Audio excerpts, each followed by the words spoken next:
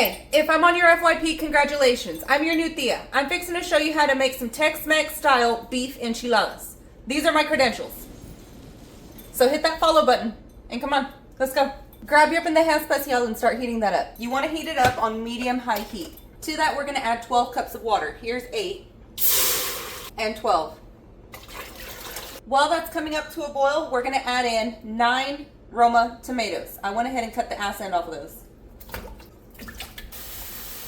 Add in half an onion. Add in 10 garlic cloves. Add in 1 chile ancho that's been cleaned and de-seeded. I'm also going to be adding 6 chile guajillo. You want to make sure to de-seed and clean these as well. It just looks like a bunch because they came apart when I was cleaning them, but it's fine. It eats the same. And just throw those in there. Add in 2 bay leaves. If they're really small, add in 3. I'm doing 3. Now to spice your water, we're just going to use caldo de res or beef bouillon. And we're just going to put about a tablespoon of that in there. Bring that up to a boil and let it cook for about 10 minutes. While that's cooking, get your pendeja beater 12,000 and start heating that up. Once your pan is hot, add in a little bit of oil. You just want a nice even coat across the bottom. After your oil is hot, get a corn tortilla and place it, don't throw it. Place that in there. Let it cook for about 5 seconds. 1, 2, 3, 4, 5. And then give it a flip. Let it cook for another 5 seconds. 1, 2, 3, 4, 5.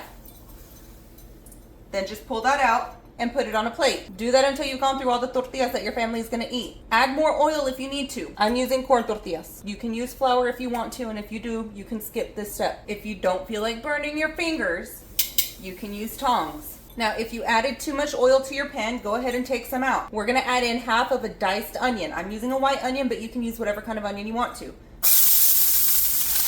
Add in about 1.5 tablespoons of minced garlic.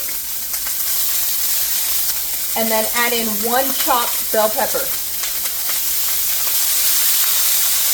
Let that saute for about a minute. Then you want to add in your hamburger meat. You don't have to make as much as I'm making. I'm going to cook 3.5 pounds. Why? Because I'm feeding other people today. So just throw that in there.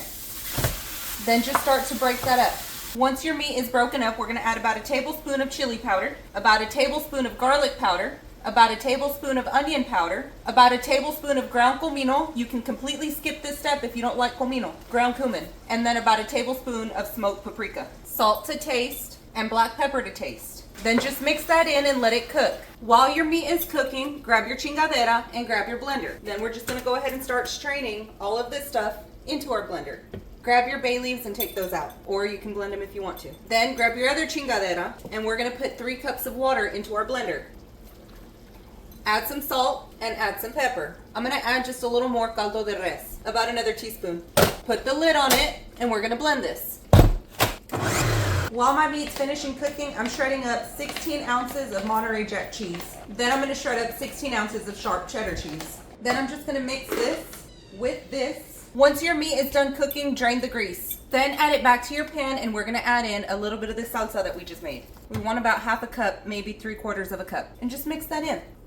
Let's go assemble our enchiladas. Grab your salsa and you want to pour a little bit at the bottom of your baking dish. You want about 1/2 cup. Then grab one of your corn tortillas and just coat that in the sauce. Next, grab about 3 tablespoons of your meat and put that inside of your tortilla. Grab some cheese and put that right on top of your meat. Then you just want to roll this up. You want to put it seam side down so that way it doesn't unravel. Then just start on your next tortilla until all of your pan is full of enchiladas. I've got 2 pans here that I just got done rolling. After you roll out all of your enchiladas, I personally like to sprinkle it with just a little bit of the leftover meat if you have any left over. If you want, you can make a 3rd pan. There's plenty of meat left. I'm going to use just a little bit and then I'm going to save the rest of that meat for tacos. This is how my mama does it and that's how I'm doing it. Then get your enchilada sauce and pour a little bit on top of each one of your enchiladas. Like I said, you can make a 3rd pan if you want to. I'm only doing 2. Get the rest of your cheese and just sprinkle that on top. Now, why am I making so much? Because somewhere out there, somebody is struggling for cash. Make this. You can sell each one of these pans for $20 a pop.